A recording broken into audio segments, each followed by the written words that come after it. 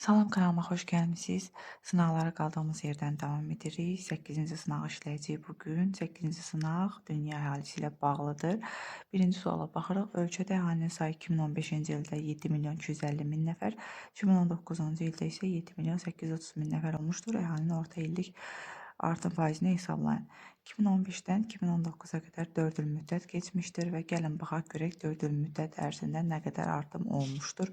Və bu artımı tapmaq üçün biz təbii ki 7 milyon 830 mindən çıxarıq.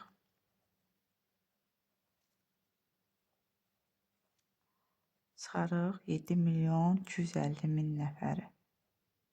Taparıq 4 ildə nə qədər artım olub. 13-dən 5 8, 7-dən də 2 5. Deməli olub 580 min nəfər. Bu 4 il boyunca olmuş artımdır. Bir ili tapmaq üçün biz nə edəcəyik? Təbii ki 4-ə böləcəyik. 580 mini də 4-ə bölərik. O da edəcək neçə? 100. Mən birbaşa cavabı yazacağam. 145 bizim cavabımız olacaq. 145 min nəfər bir il ərzində olan artımdır. İndi biz bunu faizə çevirmək üçün nə edəcəyik? Deməli, əhali nə qədər idi? Əvvəlcə 7 milyon 250 min. Bu 100 faizimizdir. Nə qədər artım olub bir ildə? 145 min. 145 mində x faiz tənasib yolu ilə həll edirik. X bərabərdir 145 min vurulsun 100 bölünsün 7 milyon 250 min. O da bərabərdir 2. Deməli tapdıq neçə faiz oldu? 2 faiz. Birin cavabı B variantıdır. İkinci suala baxırıq. Azərbaycanın əhalisi ilə bağlı doğru ifadələri müəyyən edin. 1. Çox millətli dövlətdir. Bəli, Azərbaycan Qafqaz regionunda yerləşdiyi üçün burada 80-dən artıq millətin nümayəndəsi məskunlaşıb. 1. Doğru cavabdır. 2. Şəki-Zaqatala iqtisadi rayonunda Qafqaz dil ailəsinə mənsub xalqlar yaşayır. Bəli, Şəki-Zaqatalada Qafqaz dil ailəsinə mənsub avarlar, ləzgilər, saxurlar, udinlər, inqloylar məskunlaşıblar. 2 də doğru cavabdır. 3. Bütün düzənlik ərazilərdə əhalinin sıxlığı çoxdur. Xeyr, Şirvan və Muğan düzlərinin bəzi yerlərində əhali seyrək məskunlaşıb. 3-ü götürmürük. 4. Kənd əhalisinin payı daha çoxdur. Xeyr, şəhər əhalisinin payı çoxdur. 4 də səhv cavabdır. 5. Ən çox sıxlıq Abşeron yarımadasında müşahidə edilir. Bəli, 5 də doğru cavabdır. Deməli 1, 2, 5 bizim doğru cavablarımızdır. C variantı doğru cavabdır. Üçüncü suala baxırıq. 2000-ci və 2023-cü illərin statistik göstəricilərə əsasən tərtib olunmuş yaş cins piramidalarına əsasən doğru ifadələri müəyyən edin. Deməli, bu 2020-ci ilin piramidasıdır. Digər piramidanı veriblər bu tərəfdə. 2023. İndi gəlin baxaq nə deyir. Bir təbii artım azalmışdır. Baxaq digərinə. 2000-ci ildə doğulanların sayı olmuşdur. Bu tərəf qadınlardır, bu tərəf kişilər. Qadınlar 4,2%, kişilər 4,6%. Baxaq görək 2023-cü ildə vəziyyət necə olub. Olub deməli, qadınlar 2,9% olub, yəni azalma baş verib doğulanların sayında. Kişilərdə də 3,3, deməli bu da azalıb. Doğulanların sayında deməli yuxarıya doğru getdikcə görürük ki, azalma müşahidə olunub. Doğulanların sayı azalıbsa, deməli təbii artımda azalmış olacaq. 1 düzgün cavabdır. 1-i götürəcəyik. 2-yə baxırıq. Aşağı yaş qruplarında qadınların payı artmışdır. Gəlin baxaq aşağı yaş qruplarına. Digər piramidaya baxırıq. Misal üçün götürək 20-24 yaşlılarda qadınların payı olub 2000-ci ildə olub, baxaq görək, 4,4%. 2023-cü ildə olub isə 3%. Deməli artmayıb, əksinə azalıb. 2 doğru cavab deyil. 2-ni götürməyəcəyik. Uşaqların payı artmışdır. Xeyr, gördük bayaq uşaqların payında azalma müşahidə edilib. 3 də səhv cavabdır. 4. Əhali sayında yaşlı əhalinin payı artmışdır. Gəlin baxaq. Əvvəlcə yaşlı əhali, baxaq, misal üçün 65-69 yaşlılara baxaq. Kişilərdə 1,1%, qadınlarda 1,4% olub. Burada baxaq, 65-69. Deməli, kişilərdə 1,5, qadınlarda 2,1%. Deməli, artım müşahidə olunub həqiqətən də. Çünki qadınlar neçə oldu? Bax, bir dəqiqə 2,1. Bir də baxaq. Əslində düzgün eləməyiblər də. Piramidanın birini burada veriblər, birini o tərəfdə veriblər. Belə 1%. Aha, bəli. Burada kişilər olub 0,7, 65, bircə dəqiqə. Yox, 65-69 olub 1,1, qadınlar olub 1,4. Bir də baxaq deyək. Ha, bəli, artıb 2,1. 2,1% qadınlar artıb. Yaşlı əhalinin sayı artıb. Bir də baxaq deyək. Ha, bəli, artıb. Doğru cavabdır. 4-ü götürəcəyik. Doğru cavabdır. 5. Təbii artımın yüksəldilməsi istiqamətində demoqrafik siyasət aparılmışdır. Xeyr, biz görürük ki, əksinə azalma müşahidə olunub. Doğulanların sayında deməli siyasət, demoqrafik siyasət aparılmayıb. Yəni təbii artımın yüksəldilməsi ilə bağlı. Deməli bizim doğru cavablarımız oldu 1 və 4. Y variantı. 4-cü suala keçid edirik. Xəritə sxemə əsasən təbii artımın birinci tipi səciyyəvi olan ölkələri müəyyən edin. Deməli, birinci tipdə doğum və ölüm aşağıdır. Buna görə də təbii artım da aşağı olmuş olacaq. Təbii artımın birinci tipi Avropa ölkələri üçün, sonra Şimali Amerika üçün, bir də Avstraliya üçün səciyyəvidir. İndi gəlin baxaq görək. Birinci tip dedik Avropa ölkələrindədir. 1, 3 və 6 bizim təbii ki, doğru cavablarımızdır. Burada təbii artımın birinci tipi müşahidə olunacaq. 1, 3, 6 A variantına uyğun gəlir. 4-cü cavabı A variantıdır. 5-ci suala keçid edirik. Bəzi ölkələrdə, ekstremal ərazilərdə əhali məskunlaşmaqdadır. Bu proses məskunlaşmada hansı amilin rolunun artdığını göstərir. Ekstremal ərazilər bilirsiniz də, yəni səhralar, dağlıq rayonlar və ya nə bilim çox soyuq ərazilər, yəni təbii şəraitə əlverişsiz olan ərazilərdir. Deməli, müasir dövrümüzdə bəzi ölkələrdə ekstremal ərazilərin təbii ehtiyatları mənimsənilməyə başlayıb. Bununla əlaqədar olaraq belə ərazilərdə insanlar məskunlaşmaqdadır. Belə ki, ekstremal ərazilərdə çalışan insanlara yüksək əmək haqqı təklif edirlər. Bu isə əhalinin yerləşməsində sənaye amilinin rolunun artdığını göstərir. Yəni biz doğru cavab kimi baxırıq variantlara. Təbii ki, sənayeyə görə insanlar bu ərazilərdə yaşayırlar, işləyirlər.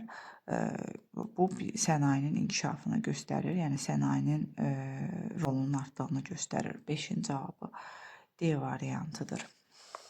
Keçid alırıq 6-cı suala. Deməli, 6-cı suala baxırıq.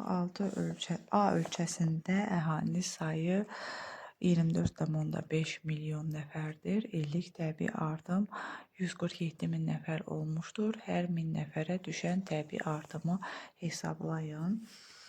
Gəlin hesablayaq.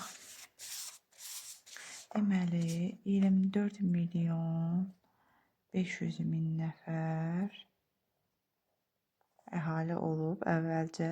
İllik təbii artım 147 min nəfər olub. Deməli, 24 milyon 500 min nəfərə ümumilikdə 147 min nəfər artıb. Biz 1000 nəfərə düşən artımı tapmaq üçün 1000 nəfər tənasib yolu ilə həll edəcəyik. X. Buradan X-i taparıq. 147 min olsun 1000 bölünsün 24 milyon 500 min. O da bərabərdir. Mən birbaşa cavabı yazacağım. Vaxt getməsin 6. 6'nın cavabı E variantıdır. Sonra keçirik 7-ci suala. Ölkədə əmək ehtiyatlarının sayı 5 milyon nəfər, işsizlik səviyyəsi 10% olarsa, işsizlərin sayını hesablayın. Deməli, ümumi əmək ehtiyatları 5 milyondur. 5 milyon 100%'dir. İşsizlik səviyyəsi 10%'dir. 10%'i tapacaq ki, nə qədər işsiz var? X. Yenə tənasib yolu ilə həll edirik. 5 milyon olsun 10 bölünsün 100. O da bərabərdir 500 min nəfər. 500 min nəfər cavablara baxırıq. Bu da yarım milyon edir. Təbii ki, 7'nin cavabı E variantıdır. 0,5 milyon nəfər. Keçdik 8-ci suala. Uyğunluğu müəyyən edin deyir. 1 aglomerasiya, 2 megalopolis, 3 peyk şəhər, 4 urbanizasiya. Gəlin baxaq görək hansılar aiddir. A. Şəhərlərin böyüməsi və şəhər əhalisinin xüsusi çəkisinin artması bu urbanizasiya səviyyəsidir. Yəni 4'ə A variantı uyğun gəlir. Ən iri şəhər məskunlaşma forması bu megalopolisdir. Təbii ki, 2'yə B uyğundur. Sonra iri sənaye mərkəzləri yaxınlığında yerləşən kiçik şəhərlər peyk şəhərlər adlanır. 3'ə C uyğundur. Şəhər tipli yaşayış məntəqələrinin kompakt ərazidə toplanması isə təbii ki, aglomerasiyadır. 1'ə də D uyğun olmuş olacaq. 8'in cavabı deməli D, 1D, 2B, 3C, 4A. D variantı. 9-cu suala keçid edirik. Xəritə sxemə əsasən əhalinin sıx və seyrək məskunlaşdığı əraziləri müəyyən edin. 1'də sıx deyir, 2'də seyrək. İndi gəlin tapaq. Deməli, A-ya baxırıq. A Şərqi Asiyadır. Bura əhalinin sıx məskunlaşdığı ərazidir. A-nı götürəcəyik 1'ə. 1'ə aiddir. Sonra B-yə baxırıq. B Avstraliyanın zəif məskunlaşmış ərazisidir bura. B gedəcək 2'yə. Seyrək məskunlaşmış ərazidir. B gedəcək 2'yə. Sonra C-yə baxaq. C burada əhali sıx məskunlaşıb. Gedəcək 1'ə. Sonra baxırıq F. F Sibir ərazisidir. Burada təbii ki, seyrək məskunlaşıb. 2'yə aid olacaq. D-də də seyrək məskunlaşıb. Burada səhra zonasıdır. Deməli, D də getdi 2'yə. 2'yə oldu nə? B, D, F. 1'ə oldu A, C və Y. Burada sıx məskunlaşmış Banqladeşdə təbii ki, sıx məskunlaşıb əhali. Bizim doğru cavabımız 9'da oldu A variantı. 10-cu suala baxırıq. Təbii artımın azalmasına səbəb olan amillər. Gəlin baxaq. İnsanların həyat şəraitinin yaxşılaşması təbii artımın azalmasına səbəb olmur. Biri götürmürük. Səhiyyədə vaksinlərin tətbiqinin genişlənməsi, təbii ki, bu da bizim doğru cavabımız deyil. 3 ailə planlaşdırılması siyasətinin həyata keçirilməsi, bəli, bu artıq doğru cavabdır. Təbii artımın azalmasına səbəb olur. 3'ü götürürük. Əmək tutumlu sənaye sahələrinin inkişafı, bu da aidiyyatı yoxdur. 4'ü götürməyəcəyik. Sonra 5. Qadınların ictimai fəallığının artması. Bəli, bu təbii artımın azalmasına səbəb olur. Yəni, ictimai fəallıq deyəndə qadınların ali təhsil alması, çalışması nəzərdə tutulur. Təbii ki, 5 səbəb olur. Şəhər həyat tərzinin yayılması təbii ki, bu da səbəb olur. 1, 5, 6 bizim doğru. Bir dəqiqə. 1 yox, istəyirəm 3. 3, 5, 6 bizim doğru cavablarımızdır. Onun cavabı D variantıdır. 11-ci suala baxırıq. Qrup və dağınıq formada olan kənd yaşayış məntəqələrinə aid xüsusiyyətləri müvafiq olaraq müəyyən edin. Deməli, kənd məskunlaşmasının bildiyimiz kimi 2 əsas qrupu var. Qrup və dağınıq formalar var. Qrup kənd yaşayış məskənləri daha çox Avropada, Asiyada, Afrika ölkələrində, həmçinin Azərbaycan üçün də xarakterikdir. Dağınıq və ya ferma tipli kənd məskunlaşması buna fazenda, ranço, aul, oba da deyirlər bəzi yerlərdə. Bu dağınıq forma isə ABŞ üçün, Kanada üçün, Avstraliya üçün, Şimali Avropa ölkələri üçün və sair ölkələr üçün səciyyəvidir. İndi gəlin baxaq görək bir də nə deyir? 1 və ya bir neçə ailə yaşayır. Bu dağınıq formaya aiddir. Gəlin burada yazaq. Deməli, 1 qrupdur, 2 də dağınıqdır. 1 aid olacaq 2-yə. Bəzi ölkələrdə ranço, fazenda adlanır. Bunu bayaq dedik, bu dağınıqa aiddir. 2-yə yəni aiddir.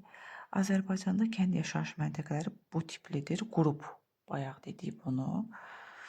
3 1-ə aid olmuş olacaq. Yüzlərlə, minlərlə əhali yaşayır. Yenə bu qrupa aiddir. Sonra Amerika, Avstraliya və Şimali Avropa ölkələrində yayılıb. Bu dağınıqdır. Deməli, bayaq dedik bunu da. 5. Məktəb, uşaq bağçası, xəstəxana və sair sosial infrastruktur obyektləri fəaliyyət göstərir. Bu da qrupa aid olan xüsusiyyətdir. Deməli, 1-ə aid oldu 3, 4, 6, 2-yə aid oldu 1, 2, 5. 11-in cavabı B variantıdır. Keçid alırıq 12-ci suala. Doğru sıraları müəyyən edin. Bir reyin boyu, burada bir meqalopolislər, burada da şəhər aglomerasiyaları. Gəlin baxaq.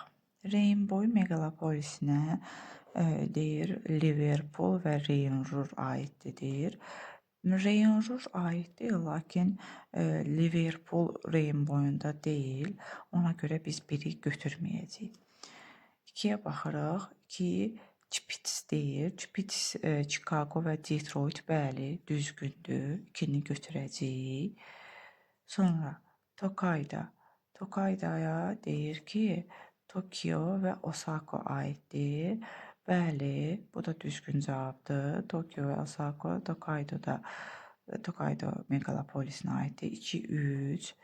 Sonra Bosfaşa deyir, Washington. Bəli, Washington aiddir, lakin San Francisco, Sansana aiddir. 4-ü götürməyəcəyik. 5-ə baxırıq. Sansan, New York Bosfaşa aiddir. Sansana aid deyil. Ona görə 5 də səhv cavabdır. İngiltərə meqalopolisinə London və Manchester, bəli, aiddir. 6-nı da götürəcəyik. Deməli, doğru cavablarımız hansıları oldu? 2, 3, 6. 12-nin cavabı, 12-nin cavabı C variantıdır. Keçid alırıq 13-cü suala. BMT-nin əhali fondunun fəaliyyət proqramına aid deyil. Deməli, əhalinin təbii və mexaniki artımı ilə bağlı problemlərin həlli ilə BMT-nin əhali fondu məşğul olur. Problemin əsas ağırlıq mərkəzi Afrika, Asiya və Latin Amerikası ölkələrinə düşür. Əhali fondunun əsas funksiyası isə daha çox inkişaf etməkdə olan ölkələrdə ailə planlaşdırılması və doğumun tənzimlənməsi, əhali artımı ilə bağlı maarifləndirmə işləri, əhaliyə aid məlumatların toplanması, təhlili, əhali ilə bağlı nəzarət, müxtəlif fəaliyyət proqramlarının işlənib hazırlanmasından ibarətdir. İndi baxaq görək, 1. Əhalinin ərzaq təhlükəsizliyinin təmin edilməsi, bu aid deyil, bizdən də aid olmayanı soruşur. Deməli, 1-i götürəcəyik. 2. İnkişaf etməkdə olan ölkələrdə ailə planlaşdırılması və doğumun tənzimlənməsi bayaq dedik, bu aiddir, 2-ni götürməyəcəyik. Əhalinin istifadə etdiyi içməli suyun keyfiyyətinin müəyyən edilməsi, bu aid deyil, götürəcəyi 1-3. Ətraf mühitdə baş verən dəyişikliklərin insan sağlamlığına təsirini öyrənməsi, bu da aid deyil, təbii ki, 4 də bizim götürəcəyimiz cavabdır. Əhalinin artımı ilə bağlı maarifləndirmə işləri aiddir. Deməli, 13-cü cavabı olmuş olacaq A variantı. 14-cü suala keçid edirik. Doğru sıraları müəyyən edin. 1. Slavyan dil qrupuna polyaklar, ruslar aiddir. Bəli, bir doğru cavabdır. Roman dil qrupuna ispanlar, italyanlar aiddir. 2 də bizim doğru cavabımızdır. German dil qrupuna İsveçlilər, finlər aiddir deyir. Xeyr, bu səhv cavabdır. Heç götürməyəcəyik. Bu hafizə yönümlü sualdır ümumiyyətlə. Əzbərləməlisiniz, başqa variant yoxdur yəni. 4. İran. İrana deyir ki, əfqanlar, benqallar aiddir. Xeyr, 4 də bizim düzgün cavabımız deyil. Hind ari dil qrupuna Hindistanlılar, Pəncablılar aiddir. 5-i götürəcəyik. Bizim doğru sıralarımız olmuş oldu. 1, 2, 5, 14-cü cavabı C variantıdır. 15-ci suala baxırıq. Xəritə sxemaya əsasən insan inkişaf indeksinin çox yüksək olduğu ölkələrin müəyyən edin. Deməli, insan inkişaf indeksinin əsas göstəriciləri orta ömür müddəti, ümumi daxili məhsulun adam başına düşən həcmi və təhsil alanların sayıdır. Dünya ölkələri ümumiyyətlə insan inkişaf indeksinə görə bir-birindən kəskin fərqlənirlər. İnsan inkişaf indeksinin səviyyəsi 0-dan 1-ə kimi göstərici ilə ifadə olunur və insan inkişaf indeksinin vahidə bərabər olduğu ölkələr üçün, yəni yüksək olduğu ölkələr üçün aşağıdakı sadalayacağım ifadələr səciyyəvidir. 1. Orta ömür müddəti 85 yaş və ondan yuxarı olur bu qrup ölkələrdə. Deməli, ümumi daxili məhsulun adam başına düşən payı 40.000 ABŞ dollarından çoxdur bu ölkələrdə. Yaşlı əhali arasında savadlılıq səviyyəsi 100%-ə yaxındır. Və bu da ən çox təbii ki, inkişaf etmiş ölkələrə aid xüsusiyyətdir. Xüsusən də bu 1-ə aid olduğu ölkə, yəni insan inkişaf indeksinin 1-ə aid olduğu ölkə Norveçdir. Yəni tam 1 olmasa da 1-ə yaxın göstəricidir. Yəni 0,9-dur. Yəni 1-ə yaxındır. Norveç ölkəsidir. İndi baxırıq. Burada xəritədə 2-ni götürəcəyik. Şimali Avropa ölkələrində dedik. 2-ni götürəcəyik. 5-i götürəcəyik Kanadada. Sonra 2-5 digər variantlara baxaq. 4-ü təbii ki, götürəcəyik. Avstraliyada da insan inkişaf indeksi yüksəkdir. Yəni inkişaf etmiş ölkələrdə yüksəkdir də. Ən çox 2, 4 və 5. 15-in cavabı B variantıdır. 16-cı suala baxırıq. Azərbaycanda əhali ilə bağlı doğru ifadələri müəyyən edin. Kənd əhalisinin payı artmaqdadır. Xeyr, şəhər əhalisinin payı artmaqdadır. Bir doğru cavab deyil. 2. Ferma tipli kənd yaşayış məntəqələrinin sayı çoxdur. Xeyr, 2 də səhv cavabdır. 3-ə baxırıq. Şəhər əhalisinin payı çoxdur. Bəli, düzgündür. 3-ü götürürük. İri şəhərlərdə iş tapmaq imkanlarının çox olması əhalini cəlb edir. Bəli, əhali buna görə kəndlərdən şəhərlərə axın edir. Götürəcəyik 3 və 4-ü. Əhalinin sıxlığı orta dağlığa doğru artır, yox, azalır olacaqdır. 5 səhv cavabdır. 20-ci əsrin ortalarında sənaye şəhərləri salınmışdır. Bu da doğru cavabdır. Deməli, bizim doğru cavablarımız hansıları oldu? 3, 4 və 6. 16-nın cavabı B variantıdır. 17-ci suala keçid edirik. Cənubi Asiya regionundan əhalinin daha çox miqrasiya etdiyi, inkişaf etməkdə olan ölkələr. Deməli, Cənubi Asiya regionundan deyir. Cənubi Asiyada Hindistandan, Pakistandan, Banqladeşdən, Filippindən və s.dən mühacirlər deməli, varlı ərəb ölkələrinə, hansı ki, həmin ölkələr neftlə zəngin ölkələrdir. Yəni Cənub-Qərbi Asiyanın varlı neft ölkələridir. Həmin ölkələr Səudiyyə Ərəbistan, Birləşmiş Ərəb Əmirliyi, Qətər, Bəhreyn, Küveyt və Omandır. Bu ölkələrə üz tuturlar işləmək üçün. İndi gəlin baxaq görək həmin ölkələr burada göstərilib. Birləşmiş Ərəb Əmirliyi, bəli, biri götürəcəyik. Qətəri götürəcəyik, bir də Səudiyyə Ərəbistanı götürəcəyik. 1, 4, 6 bunlar varlı ərəb ölkələri sayılır. C. 17-ci cavabı C variantıdır. 18-ci suala keçid edirik. Əhalinin təbii artımına görə ölkələri müqayisə edin. İndi gəlin bir-bir hesablama işlərini aparaq, sonra müqayisə edək. Deməli, A-ya baxırıq. A-da hər 1000 nəfərə görə doğum 12 nəfər olmuşdur. Hər 1000 nəfərə görə ölüm 6 nəfər olmuşdur. Biz buradan təbii artımı tapa bilərik. Təbii artım təbii ki 6 nəfər olub. 12-dən 6-nı çıxırıq 6. İndi gəlin baxaq. 1000 nəfərə görədir təbii ki bu artım. Bizdən indi ümumilikdə artımı tapmalıyıq ki müqayisə edə bilək. Deməli, bunun üçün nə edəcəyik? A-nı edəcəyik. Hələ ki 16 milyon 500 min nəfər.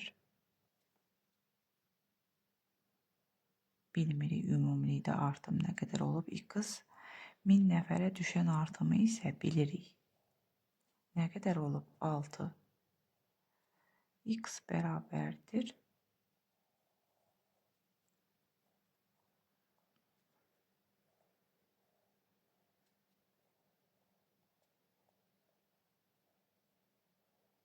Mən birbaşa cavabı yazacağım, vaxt getməz.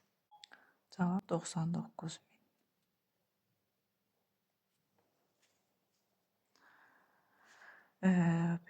Bu A-ya aiddir, yazaq A. İndi B-ni hesablayacaq. Bir də təbii artım görək nə qədər olub. 18-dən 10-u çıxarıq. 8, 1000 nəfərə 8 olub. Gəlin yazaq 1000 nəfərə olan artım 8. Ümumi artım 12 milyon 800 min nəfər. X.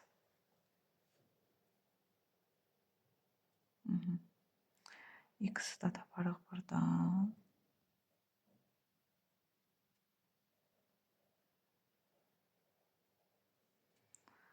Olsun 8 bölünsün 1000.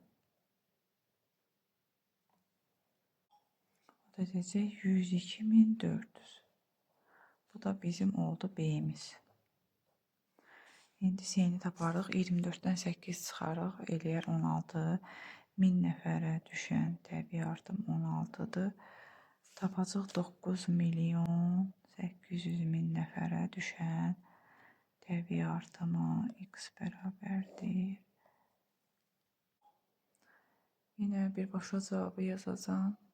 156.800. Bu da bizim C ölçəmizdir. İndi müqayisə edə bilərik. Deməli, C böyükdür B-dən, o da böyükdür A-dan.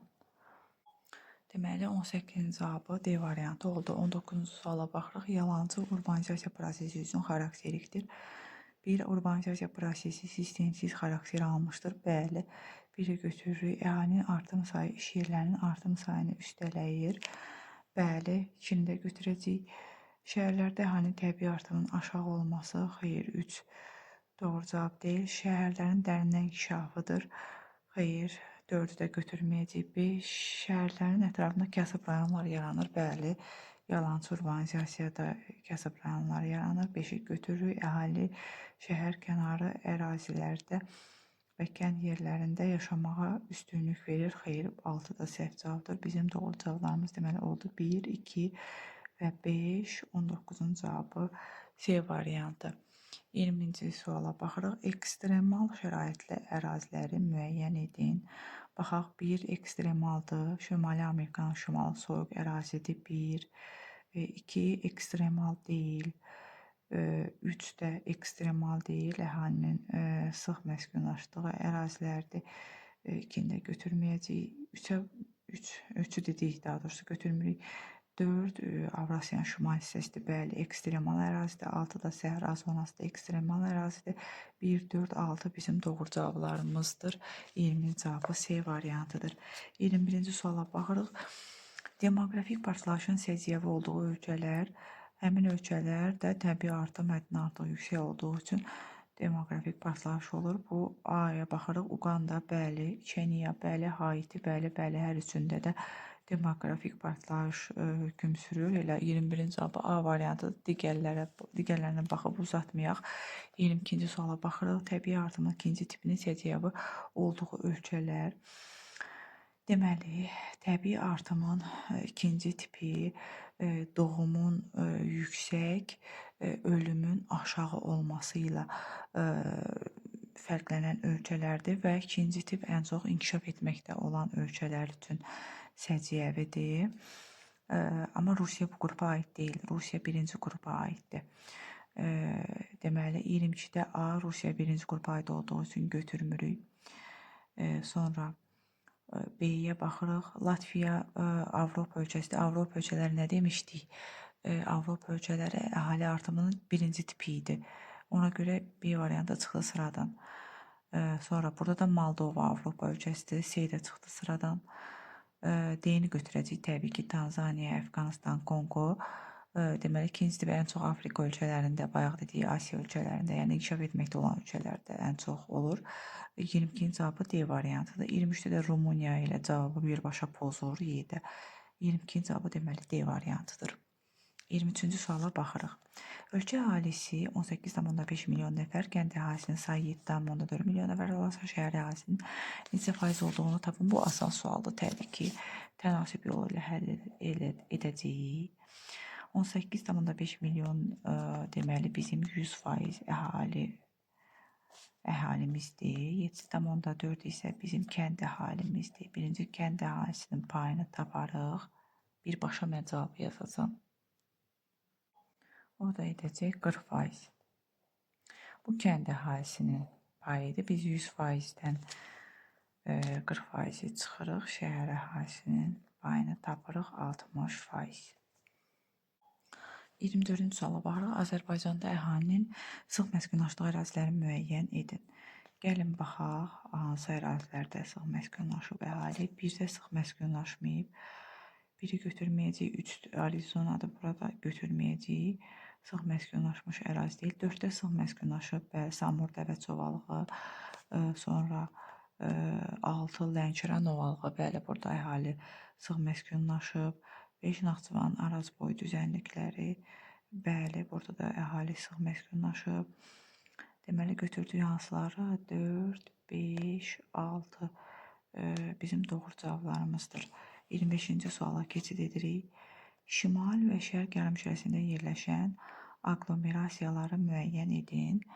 Kəlküt də, bəli, şimal və şərq yarımkürəsində yerləşir. Biri götürürük. 2 Jakarta cənub yarımkürəsindədir. 2-ni götürməyəcəyik. 3 Lagos şimal və şərq yarımkürəsində yerləşir həqiqətən. 1 və 3-ü götürür. Rio de Janeiro cənub yarımkürəsində və eyni zamanda qərb yarımkürəsində yerləşir. Yəni şimal və şərq deyil. 4-ü götürmürük. Detroit şimalda yerləşir. Eyni zamanda qərbdə yerləşir. Şərqdə yerləşmədiyi üçün götürmürük. Karachi şimal və şərqdə yerləşir. Deməli 6-nı da götürəcəyik. Bizim doğru cavablarımız 1, 3, 6. 26-cı suala baxırıq. Xristian dininə etiqad edən türk xalqları, bu da hafizə yönümlü sualdır. Bunları əzbərləməlisiniz, yəni başqa variant yoxdur. Bilirəm çətindir yadda qalması, amma yəni başqa variant yoxdur. Əzbərləmək lazımdır. Deməli, Xristian dininə etiqad edən türk xalqları bu qaqavuzlardır, bir də Tuvaşlardır. 4 və 5, 26-nın cavabı. 27-ci suala keçid edirik. Uyğunluğu müəyyən edin. 1 Mongoloid, 2 Avropoid, 3 Ekvatorial. Deməli, 1-ə aiddir. Baxırıq. Şimali Amerikanın şimal hissəsi, bəli, Y-ni götürəcəyik. A da aiddir. Avrasiyanın şimali, şərqi. Deməli, 1-ə aid oldu A və Y. 2-yə aid oldu. Avropoid ən çox Avropada, Avstraliyadadır. B və D getdi 2-yə. Ekvatorial da Afrikadadır. C. C-də getdi 3-ə. Deməli 1 A, Y, 2 B və D, 3 isə C. Keçdik situasiya tipli tapşırıqlara. A ölkəsinin təsərrüfatında yaranan çətinliklər onun demoqrafik göstəricilərinə də təsir edib. Burada əhali sayı 1000 nəfərə görə təbii artımı, emiqrantların sayını göstərə bilər. Verilənlərə əsasən ilin sonunda təbii artımın, yəni ümumilikdə təbii artımı soruşur. Gəlin onu hesablayaq. Ümumilikdə təbii artım nə qədərdir? Deməli, 1000 nəfərə düşən təbii artımı bilirik. 1000 nəfərə düşən təbii artım 15-dir. Ümumini tapmaq üçün 18 milyon 500 min nəfər x bərabərdir. Mən birbaşa cavabı yazacağım, vaxt getməsin. 277.500 nəfər. Bu bizim ümumi artımımızdır. Və ölkə əhalisinin sayının nə qədər olduğunu müəyyən edin. Bu təbii artım deməli bu qədərdir. Ümumilikdə ölkə əhalisinin sayını tapmaq üçün nə edəcəyik? Bu bir ayda o idi. Biri tapdıq. İndi 2-ni tapacaq. 2-ni. Deməli gələrik həmin əhalinin, ümumi əhalinin üzərinə. Təbii artımı gələrik, taparıq. Yenə birbaşa cavabı yazın. Bircə dəqiqə. Birbaşa cavab dedim, amma yox, hələ bizim emigrantlarımız da var. Onları da hesablamalıyıq da, yəni hələ bitməyib burada. Deməli 18 milyon 777 min 500-dən də biz çıxmalıyıq emigrantların sayını. Çünki emigrantlar nə idi? Ölkədən çıxıb gedənlər. Başqa ölkələrə çıxıb gedənlər. Gəlin onu da çıxaq. Çıxılsın. Nə qədər olub? 320 min.